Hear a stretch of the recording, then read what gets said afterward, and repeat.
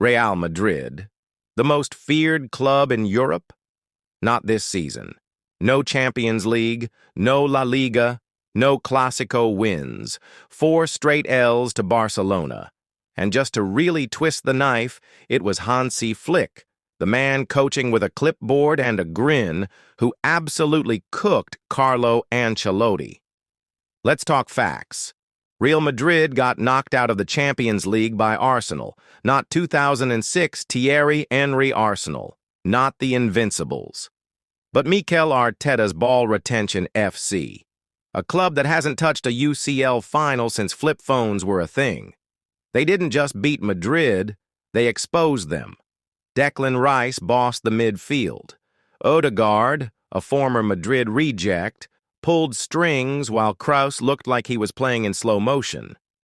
Ancelotti had no plan, no response, just blank stares and crossed arms. La Liga? Don't get me started. This was Madrid's title to lose, and they fumbled it like buttered soap. They dropped points to Getafe, Celta Vigo, and a version of Sevilla that can barely spell top 6. Barcelona smelled blood and pounced. 4 El Clásico wins. 4. Hansi Flick came in with less than a full preseason and still played Ancelotti off the park. System greater than stars. Cohesion greater than chaos. Madrid were getting schooled, tactically, mentally, emotionally. And that's the key word here, tactically. Because while Barca had an identity, Madrid were just freestyling.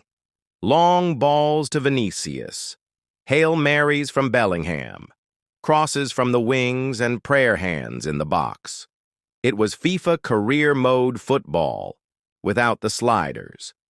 Carlo Ancelotti, for all his legacy and charm, simply couldn't keep up. His strengths, man management, calm leadership, dressing room respect.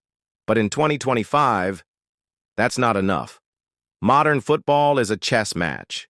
You need structure. You need pressing traps. You need automation in the final third. Madrid had none of that. So the board made the call. Xabi Alonso is the new boss. And make no mistake, this is not a sentimental hire. This is a calculated risk. Because Xabi's resume is different. Let's rewind. He took over Bayer Leverkusen when they were 16th in the Bundesliga, 1 point above relegation. The squad was broken, confidence shattered, no identity. And in under 2 seasons, he led them to an invincible season. Bundesliga champions, undefeated, German Cup, in the bag, Europa League, finalists, and should have won it. They didn't just win, they dominated. Possession monsters, pressing machines, tactical chameleons, and the football. Beautiful. Xabi deployed a fluid 3-4 to 2-1, a shape that morphs in real time. In possession, it looks like a 3-2-5. Out of possession, it shifts to a tight 5-4-1. Wingbacks invert. Center backs overlap. Midfielders rotate. It's organized chaos. And now, he brings that brain to Real Madrid. He's not copying Pep. He's not doing Zidane vibes. He's building something new. Let's talk signings. Trent Alexander-Arnold is in, and under Ancelotti, he would have been torched. Let's be honest. He defends space like it owes him money. But under Xabi, different story. Trent becomes the inverted playmaker, a right back only on paper, tucking into midfield, spraying passes, dictating tempo. Think Joshua Kimmich, but with Scouse sauce. Dean Huijsen, young, technical, intelligent. Perfect for Xabi's back 3. He can step into midfield, beat the press, and still defend at a high level. Madrid aren't just buying names, they're building pieces for a system. But the biggest issue? Left back. Ferland Mendy, made of glass. Fran Garcia, a depth piece. Madrid need a killer on that flank. Alphonso Davies is priority number 1. But if that fails, they're looking at unconventional options like Saliba or Konate, not natural left backs, but elite athletes who can be molded into Xabi's wide center-back role. Now, let's talk stars. Kylian Mbappé. He's here. Finally. And he didn't disappoint. 39 goals in his debut season, most in Europe's top 5 leagues. But he didn't fix Madrid's problems. Why? Because he wasn't in a system. Just like at PSG, it was all individual brilliance. But under Xabi, that changes.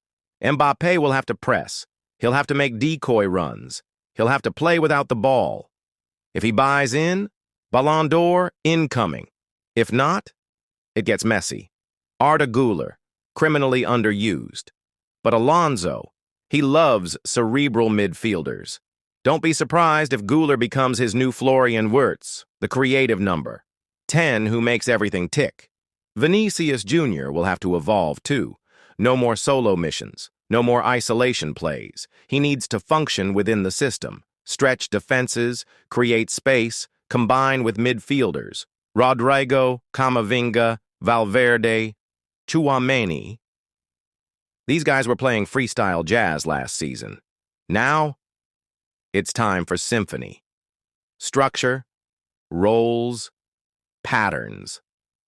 That's what Xabi Alonso brings. But let's be honest, this won't be easy. Madrid fans don't do patience. The board doesn't do failure. The media doesn't do nuance. Hot take. If Xabi doesn't show identity by Christmas, the pressure explodes. But if he gets it right, Madrid aren't just back. They're scary. Xabi Alonso isn't just a coach. He's an architect. And this isn't a rebuild. It's a revolution. From Ancelotti's laid-back football to Xabi's lethal precision. From get it to Vinny to play as a unit. From reactive to relentless. Let the world talk about Barcelona's flick. Let them praise Arteta's project. Xabi Alonso is here to build a dynasty. Madrid failed this season. But their future? It might just be unbeatable. Let the cooker of the Bernabeu swallow him whole like it's done to so many before. Madridistas, football fans, haters, I want to hear from you. Does Xabi bring trophies back? Or is this just another hype train ready to derail? Drop your takes in the comments. No filter. And if you're new here, make sure to smash that like button like Barca smashed Madrid this season. Hit subscribe if you want more chaotic football truth bomb. This was brutal. This was ball talk. Catch you in the next one.